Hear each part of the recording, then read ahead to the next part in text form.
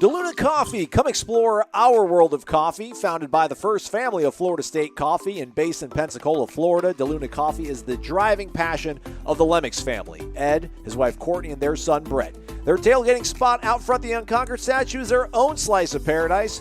But the real delight is DeLuna's blend of Kona, Maui, Kenya, Colombian, and Brazilian beans that they call their liquid gold brew. In fact, they called it Paradise. Try it or one of their 24 blends and get a discount when you use the promo code WARCHANT15. Visit DeLunaCoffee.com and check out their Facebook and Instagram. From Tally to Cali, it's time to wake up. Wake up! Wake up! WarChant.com is your ultimate Seminole sports source. And this is Wake Up Warchant, fueled by DeLuna Coffee. Coffee's for closers only. Now here's WarChant.com's Aslan Hutchavandi and Corey Clark. You never felt so good. You never felt so great. Wake up! What's up, everybody? It's Wake Up Warchant, fueled by DeLuna Coffee. DeLunaCoffee.com. Come explore our world of coffee. Over 24 options over on DeLunaCoffee.com, everybody.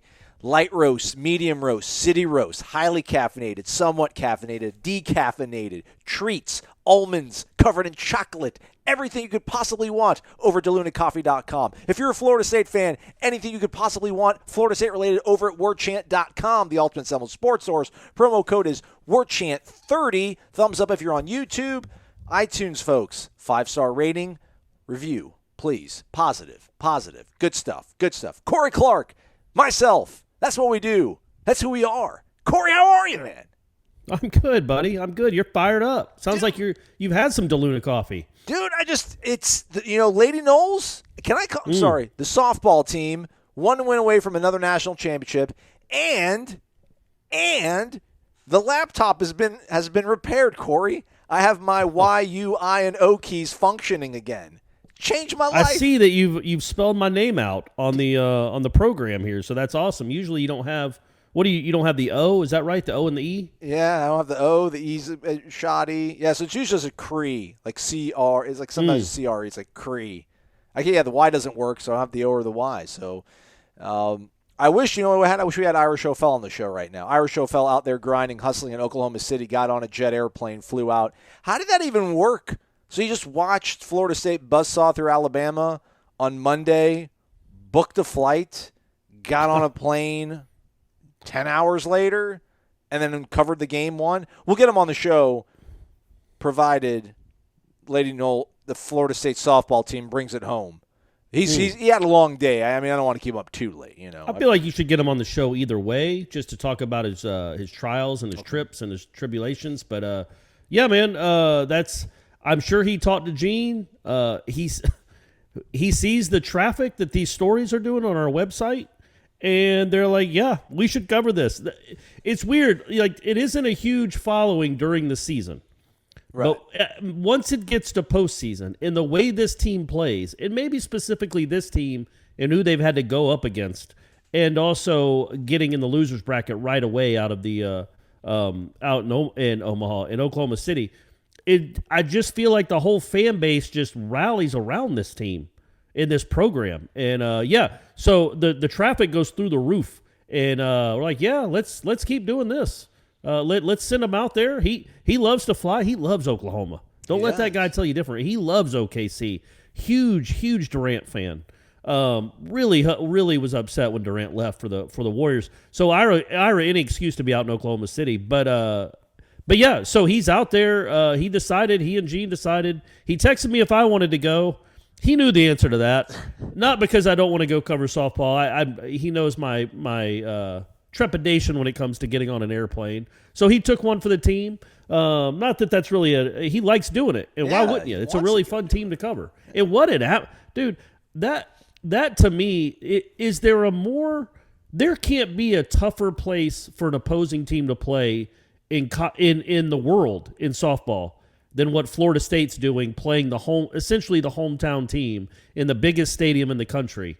I mean, I don't even think the Olympics are like that. Because it couldn't be, because there's fans from all over the world at the Olympic Games. But it's like 11,000 Oklahoma fans. 12,000. It was 12,000 in the what stadium. do you but think? yeah, Like yeah. 11,500 Oklahoma fans and 500 Florida State fans. Yeah, someone Very loud Florida State fans, but it's like 11,500 to 500. So it is no college softball team has ever had to deal with the kind of road atmosphere. I mean, it was crazy in the middle innings when they would have visits on the mound. The whole team is getting out and doing like the Dion, like wave to the crowd. Everybody get up. Yeah. People dancing on the dugout. 12,000 of them. It was what an atmosphere that was. Yeah, but they lost. They Lost. did. They went home sad, didn't they? Yeah, 8-4 Florida State wins Game 1 of the Women's College World Series. They couldn't give them a break in between games. That's another thing. Why are they? We talked about it the other day when they rushed Florida State and made them play at midnight out there, 1 a.m. our time. But like, why not a day off in between the championship, the semifinal games and the start of the championship series?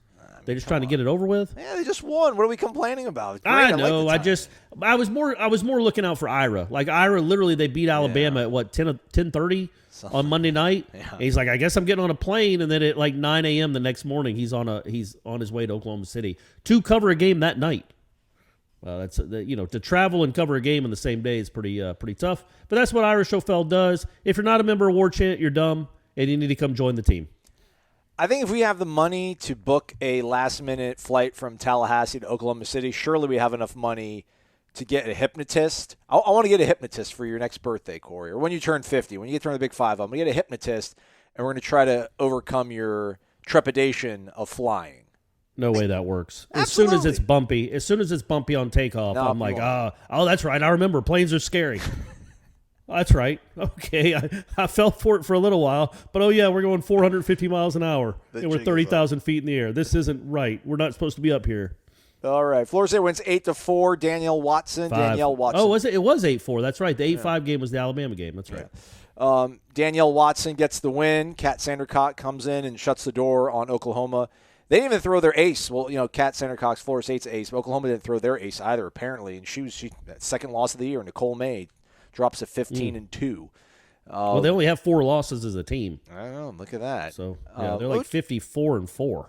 Which is crazy because we're in this, or I'm in this, like echo chamber sort of cocoon bubble of Florida State fans when it comes to social media. Like I still follow some people from Mississippi and Montana and stuff, but most of my feed is overrun by stuff that deals with Florida State, and everybody's talking about the lack of respect that Florida State has, and it's like, man, this Oklahoma team is really good, though. I mean, this was supposed to be like an unbeatable force. So it's like, enjoy it. I don't take it as a sign of disrespect.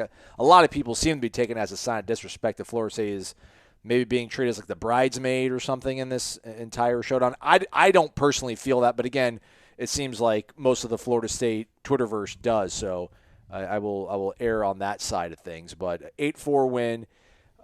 I mean, it's that Oklahoma team, again, Juggernot, they showed the stat at some point in the game. They're number one in like every offensive category. I mean, like literally like number one in every Not single. just that, they're on pace to break like 5 or 6 records. Yeah. NCAA records for team batting average, home runs, slugging percentage. Like they're not going to break the record by 4 points. It's like 80 points. They're one shy of the home run record. I know everybody listening to this show hopes they don't get it. But man, you watch that team, dude, and it's like it reminded me of as a Braves fan watching the Dodgers last year. And like there's never a break. Right, it's like, now we got to deal with Justin Turner, Corey Seager, and Bellinger. Okay, we got through that. Now it's Will Smith and Mookie Betts. Like every person they bring up, you're like, oh, finally, you're to the bottom of the order. This lady only has 12 home runs. Well, that would be more than anybody on the Florida State team, but she's only got 11. So we got to the light part of their order. It's really remarkable what that team is, but it's also, and they stung some balls right at people. But it wasn't like Florida State was just nickel and diming them with little swinging bunts. They fought fire with fire on Tuesday night, man. 11 hits, long ball on the side of them as well. So Kaylee Harding with a terrific game. Also shout out to Kaylee Mudge, 3 for 5 on the night. But the home run from Harding really sort of set the big inning for the Noles in the 4th inning, but the home run kind of set the stage, it feels like. It was like, hey, man, they're here. They're here. They're not going away. They're not scared. They're not scared of the moment. they've rose to the occasion. They're playing their best softball now. Because who would have thought this? Who would have thought this? We like you said, we don't keep an eye on the regular season, but we kind of have an idea, a sense of what's going on. It's saying like, it's going to be another, going to be this is a good program. So they're going to make it to the postseason. They'll probably win their regional. Who knows how they'll match up in a super? But the fact that they're playing this way against that team is incredible, man. Incredible. Yeah, well, and what they did to Alabama too. I mean, Alabama was probably the second best team in the country all year, and they beat them. They had to beat them twice, and they did. But yeah, man, we keep an eye on it. It's not like we don't know the season's going on. At least, well, I'll speak for you. You do too. We mention them occasionally throughout the year. But I would look at the stats, and I've said this before. I'm like, what's going on? And we had, why is Sydney Sherrill only batting a 300 with no home runs, and Elizabeth Mason's in the 230s, and Shellnut's not hitting the ball great. And then also, how are they still winning games? Well, you see how they win games. They string some hits together. They score. They advance. They take any opportunity to try to take an extra base.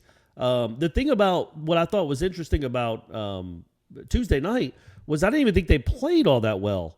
They made some mistakes they don't normally make. They had second, third, nobody out, and had a chance to really put the game out of reach and a pop-up and then 2 strikeouts in the inning. They ran into it out at home where she was out by a pretty good margin. They made a bad error. Elizabeth Mason made what could have been a really costly error when Oklahoma was making their comeback. They didn't play flawlessly. And I would have thought, if you would have asked me before this World Series started, if Florida State could beat Oklahoma, it's like, well, yeah, of course they could. But they have to play almost perfect. I don't even feel like they played almost perfect. And they still beat them 8-4, which is a good sign. But know that Oklahoma is not going quietly into the night. They've done this before. Like Florida State, they lost their first game and had to storm back and win 4 in a row. Now, they didn't have to beat Alabama twice. They had to beat James Madison. And Florida State isn't James Madison. Florida State hits a lot better than James Madison does. But either way, Oklahoma's legit, and they have a lot of – I don't think they're like – well, I don't know. I was going to say I don't think they're panicking and freaking out, but they might be. I don't know. But they certainly know they're in for a fight, that this isn't going to be a cakewalk. I mean – it's impossible to play a perfect game. I thought they played fantastic. Florida. Well, they did. I mean, look, but I understand. I understand your point, though. Going into the game, looking at the numbers and everything, it felt like they would have to play flawlessly, and Oklahoma's going to have to do some mistakes to let Florida State capitalize on. Which Oklahoma did their part. I thought they obviously made some base running errors and. Unbelievable. The one in the seventh inning is unbelievable. Yeah. Listen, I'm not going to I will not apologize. It's like I think of the 2014 Notre Dame football game. Like I will never apologize for that game. I maybe won't gloat about it that much because the way it ended was kind of like, oh, all right, well, that was a little bit dicey, but we'll take it. Okay, offensive pass interference. Like, all right. It was a great call, by the way. Great call. Call of the year. But like these obstruction calls on Oklahoma, the last one on Oklahoma's catcher, I was like, man, that's just on. When Muffley, when Josie Muffley went down, which I hope she's okay. It sounded like she had to go maybe through concussion protocol. I'm sure Ira will have the latest on that over on warchant.com. But I was like, man, and the good thing though is it didn't cost them the game. It was 8-4. It wasn't part of the margin of victory. But I was just like, man, that's a tough way to go. But.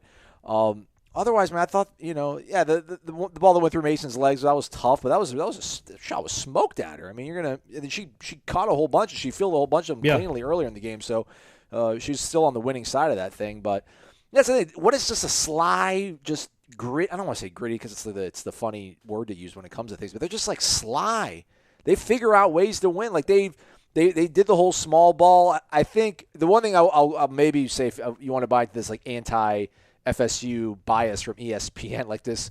I don't know who the other woman in the booth with Beth Mowens and Jessica Mendoza is, both saying it's like Florida State plays choke and poke softball. Like they try to play, they're not trying to hit extra base hits. They're just trying to find gaps and holes in the infield and knock it through. But man, like they swung the hell out of the bat on Tuesday night, and they outslugged Oklahoma. Look at that. I mean, Harding hit hers 18 rows up into the bleachers. Yeah. And then also, Davis had ripped a double. Harding's double at her second at bat was a rip. No, they're not. This Florida State isn't like a throwback to like early 90s softball where it was a bunch of slap hitters. They do try to drive the ball, but they put together good at bats and they string them together on you. What they do is they take the extra base. And what's crazy to me is like look at just the way Florida State is constructed in their players. Like I'm telling you, man, a couple of those Oklahoma players could probably bat fifth in Florida State's baseball lineup. I mean, they are big, they are put together, and they have incredible swings. The first four in that lineup, first five, it's like, oh my goodness, this isn't normal. And then Florida State's, they all look like they're about 5'3". I'm not guessing on weights, but they're slender, they're athletic. They can play. They go make plays in the field, and they take extra bases. They put pressure on you with their base running. Yep. They did run into an out, but they also ran themselves. They got a couple extra runs just because they're aggressive.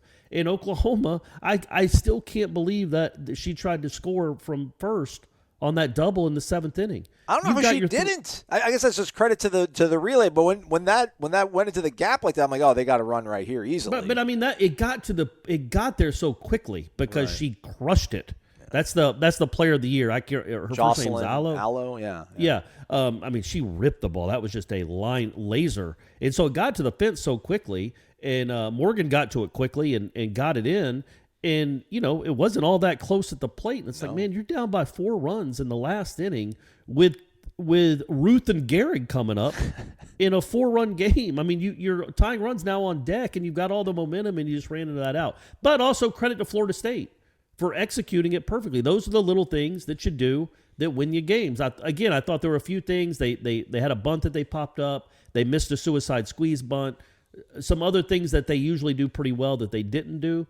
But yeah, and what they've done these last 2 games, like it just erupting, like it's just like a waterfall. They score a couple of runs and then they get that third run and they flood the other team. And they did that 2 games in a row against the 2 best teams in the country this season for the majority of the season anyway.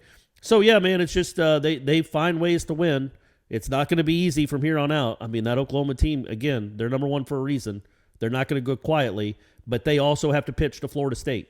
And, Florida State, if they pick it up and play pretty good defense, they have as good a shot as, they're 1 game away from being national champions. But they're just easy to root for. Oh, absolutely. They're a fun team to watch. Absolutely. I mean, the energy, and Lonnie's just great. Lonnie's awesome. I think maybe Lonnie should, can we hire Lonnie as a consultant for baseball? I'm not even saying replace me. Football. Do football too. Football, yeah. Bring her everything. Make her the AD. Coburn, it's time. Just step away. Let Lonnie step in. Game 2 of the Women's College World Series tonight, 7 p.m. Again on ESPN. So 21 outs away, everybody. 21 outs if you're into counting these numbers. So that was so they showed Tyler Martin. Were you watching at that time when they showed Tyler Martin in the stands? I was. And so the kid next to him was Matt Nelson. Buster Posey finalist. Buster Posey Award finalist, Matt Nelson. Correct, yes. Yeah. And instead of saying who they were identifying, it just said FSU baseball team. Oh, I didn't see that. I think I saw the second so shot. So it had Tyler Martin and Matt Nelson, and it just said FSU baseball team underneath them. So, guys, if you're listening or watching, there's more to the team than just those 2 guys. You guys, Parker Messick, I'm sorry, man. I don't know what else you have to do to be part of the baseball team. But it's cool to see that. Even, the football team, might roll your eyes. The football team continues to post on social media them watching the softball team. So everybody's rallying behind them. Yeah. And, One tribe. Red Lightning's out there doing what he does. He is. Yeah, man, it's just a cool team to watch, a cool team to cheer for. And it's different than the last time. And again, they haven't won anything yet. But just getting here. That team was more of a powerhouse throughout the year. Right. This team, it's Florida State. They're one of the best teams in the country, so let's not get it wrong. They're one of the best programs in the country, and they do have darn near 50 wins now. But they weren't. They were a little bit under the radar this year. They were they weren't a juggernaut offensively at all. Right. They struggled offensively for a good bit, and then for them to play like this when it matters most, it's a different kind of team. But it's still clearly a great team. Absolutely. Yeah, I mean, they didn't win their conference tournament. They didn't win the regular season title. So, the expectation to make it to Oklahoma City would have probably been overachieving. To make it this far, absolutely overachieving. 2018, they were the 6th overall seed. I think they're 10th now, so I mean, it's not like they've fallen off a cliff, but again, not winning your conference and then being out there with this Oklahoma team, Alabama throws a perfect game, birthday girl, all that birthday young lady. I'm not going to apologize for that stuff. I'm sorry in advance. Just that's a blanket apology. Not diminishing the success and the ability of females by saying girl. I apologize, though. Hey, I figured that out, by the way. I figured out why I do that. Do you want to hear it? You want to hear my theory? Sure, go ahead. Go for it. Okay, so when I think of the opposite to me of a girl is a guy. Okay. So when I'm saying girl, I'm saying it as the equivalent of a guy, like that guy over there. Right. That guy over there just punched a bear. Something weird. That guy over there just walked into a spider web. That girl over there just walked into a spider web. She might be 29 years old. I say girl because I refer to girl and guy and girl, not boy and girl. Does that make sense? Because that girl goes with guy. Yeah. You can say the guy and the girl, just like you say the boy and the girl. You hear what I'm saying?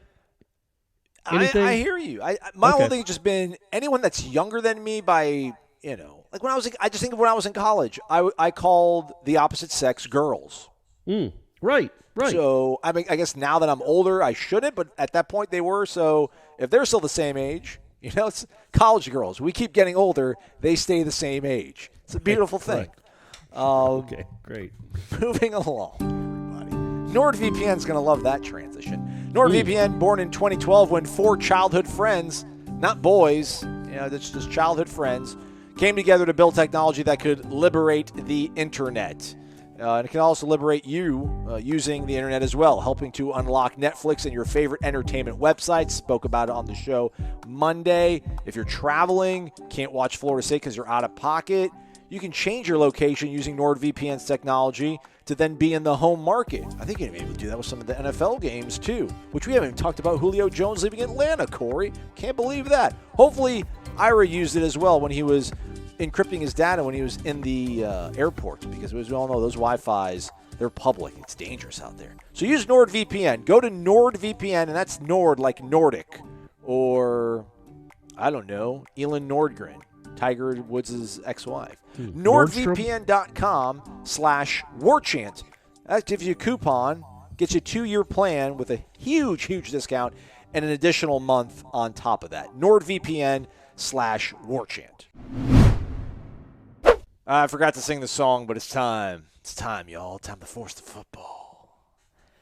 We'll do a lot more football talk on tomorrow's show as well. Renegade Express, it's up on the Tribal Council. Go ahead, post your questions, your queries. We'll get to them on the show tomorrow. Although we'll probably have a lot of softball talk if they can win it. Anywho, nonetheless, move on. So Pete Thamel of Yahoo Sports, ESPN's Heather Dinich also reported. Sounds like here in the next 2 to 3 weeks, Corey, there's going to be several meetings involving the College Football Playoff Committee. There's a small working group of 4 individuals who then pass along information to a group of 11.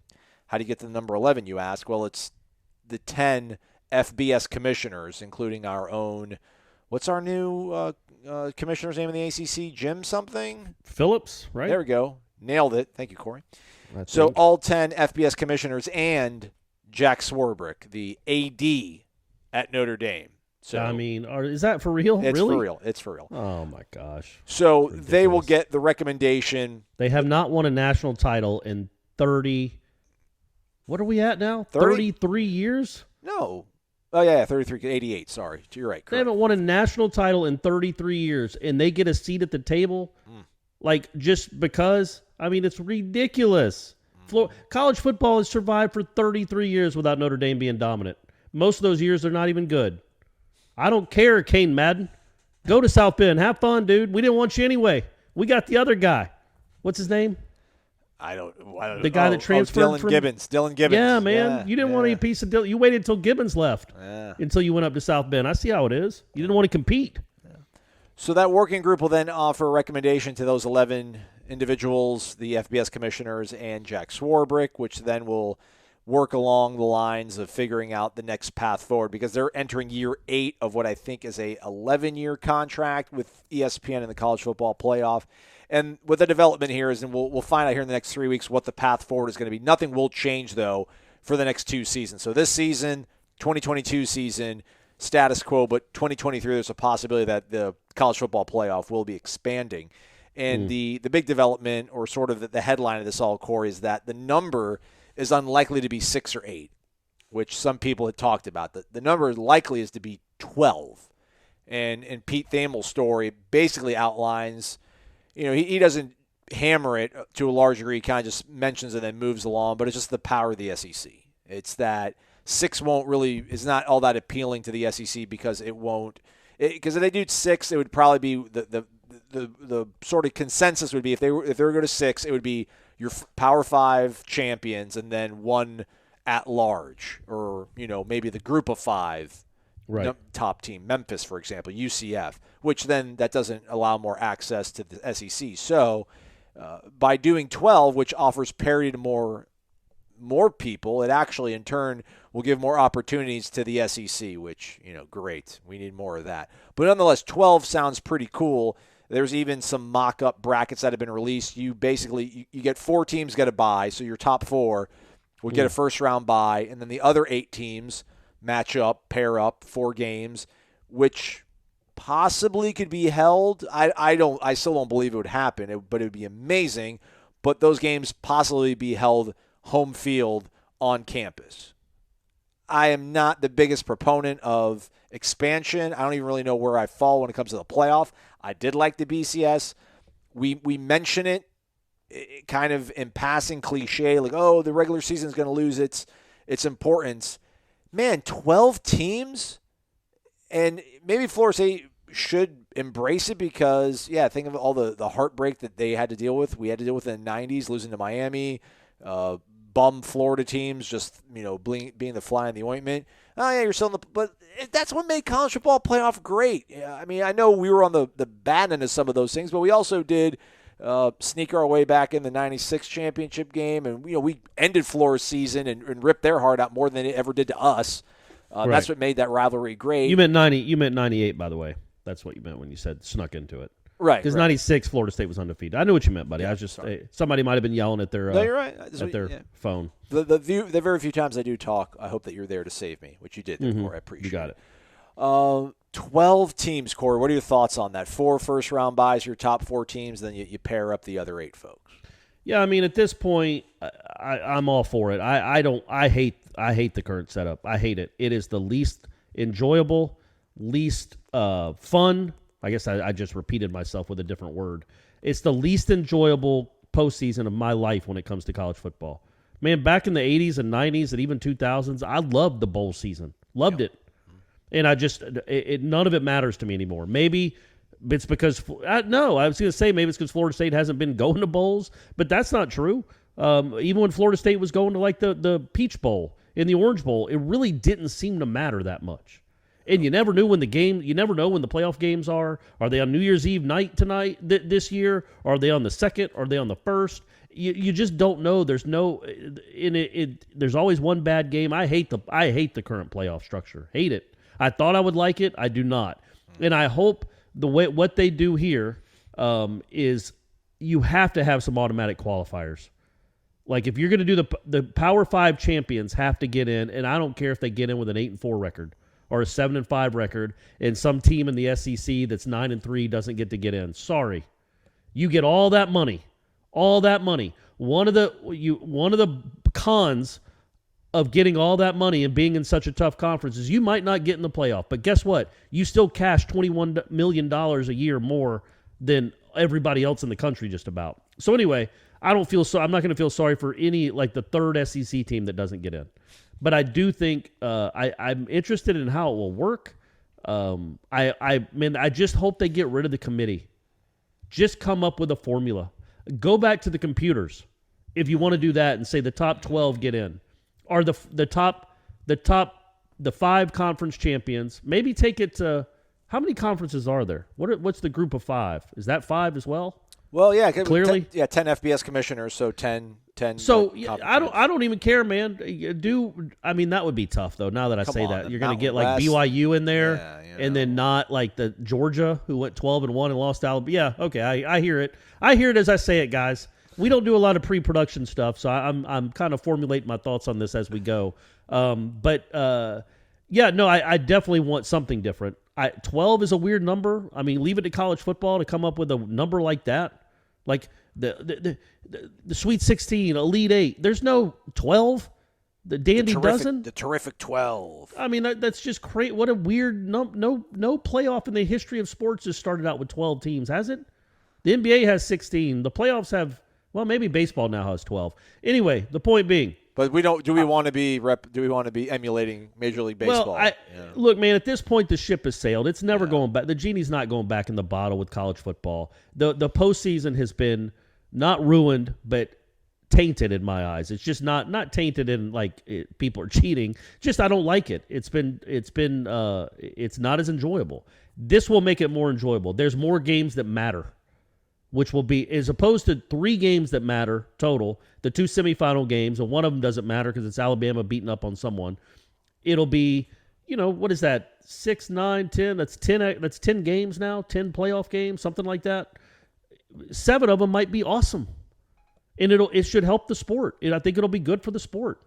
See, but I think it backloads it, though. Yeah, there's your bowl games. There'll be more bowl games that matter, but September through November won't. Like, the thing about 2016 game against Clemson, that was, play spoiler, long shot chance of getting into the ACC championship game and maybe being able to sneak into the playoff as a 2-loss team. I mean, that game would not have had the juice, right. if there's 12 and I get teams. it. Like, you think about the kick 6. It wouldn't have mattered at all. Alabama fans would have been laughing at the end of that game. Yeah. Like, oh, man, isn't that crazy? All right, see you next week. Right.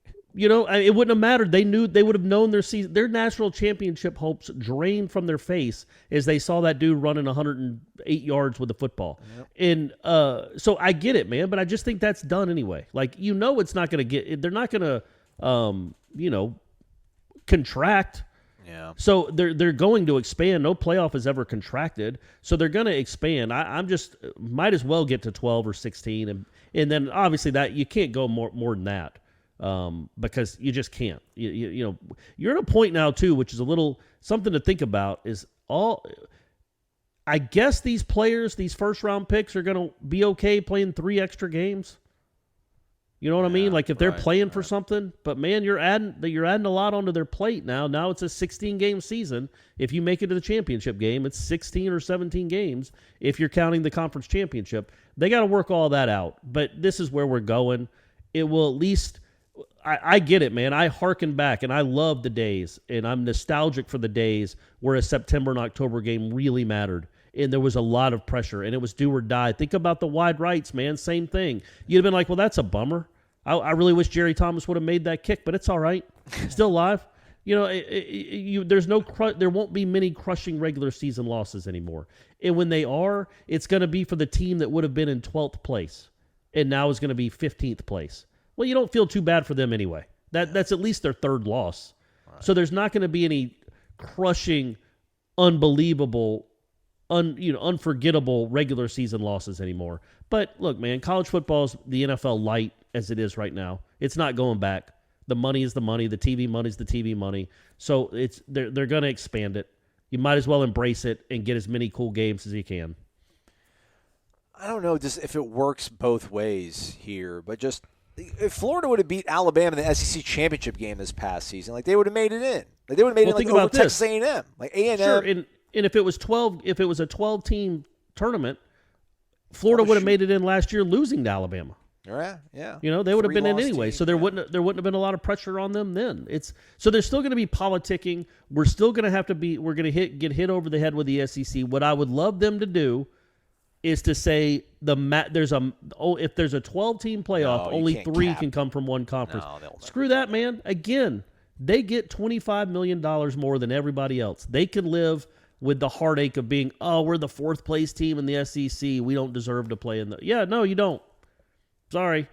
You had a chance to beat those teams, you didn't. So I'm cool with that because you can't have – because what will kill the sport is if you have a 12-team playoff, and 7 of them are from one conference. Right.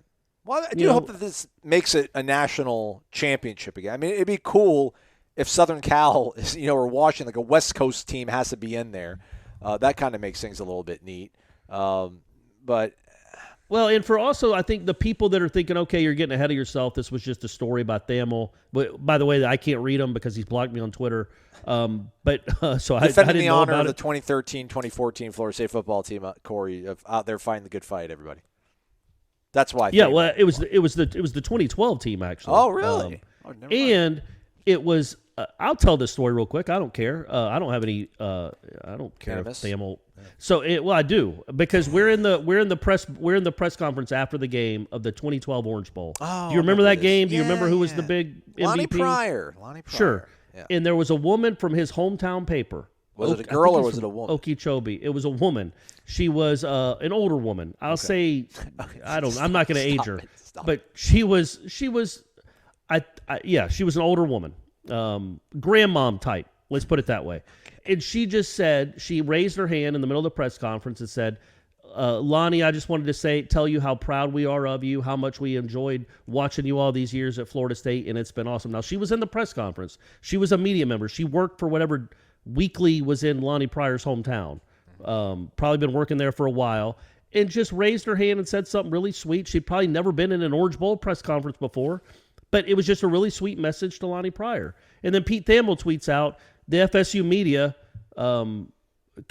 something about how unprofessional the FSU media is because they're telling Lonnie Pryor how much they love him.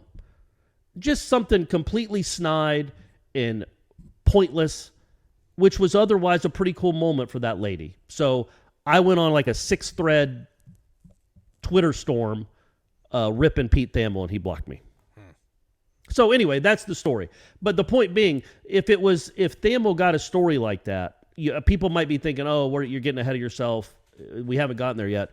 They're planning that for a reason. They're kind of seeing how the wind blows in public opinion on this idea because they really like this idea and they want to see what kind of opinion the public opinion is on it.